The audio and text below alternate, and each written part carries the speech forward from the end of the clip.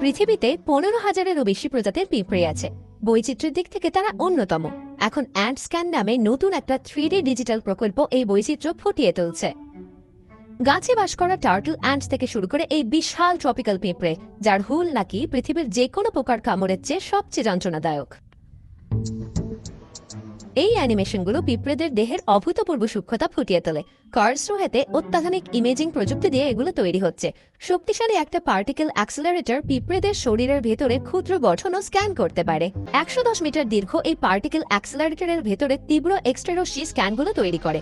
একটা রোবট স্বয়ংক্রিয়ভাবে প্রত্যেকটা পিঁপড়েকে মেশিনে তোলে। স্ক্যান করতে সময় লাগে মাত্র 30 সেকেন্ড। রেকর্ড করা হয় পিঁপড়ের প্রত্যেকটা স্তর, তারপর কম্পিউটারে সেটাকে পুনর্গঠন করে 3D মডেল তৈরি করা হয়।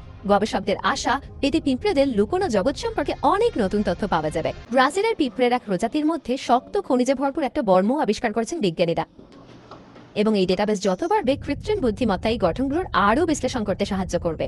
দলটা বিভিন্ন প্রজাতির পিঁপড়ের বিবর্তন সঠিকভাবে বুঝতে চায়। পৃথিবীর নানা প্রান্ত থেকে নমুনা আসছে কার্লসরুহেতে। তবে এই মুহূর্তে তারা অস্ট্রেলিয়া ও এশিয়ার প্রজাতি নিয়ে গবেষণা করছেন। ধীরে ধীরে তৈরি হচ্ছে একটা বৈশ্বিক আর্কাইভ। এর মানে রোবটের নতুন ধরনের পা তৈরি, অথবা সিনেমা, অ্যানিমেশন ও ডিজিটাল এফেক্টের জন্য বাস্তবসম্মত ডিজিটাল প্রাণী তৈরি করা।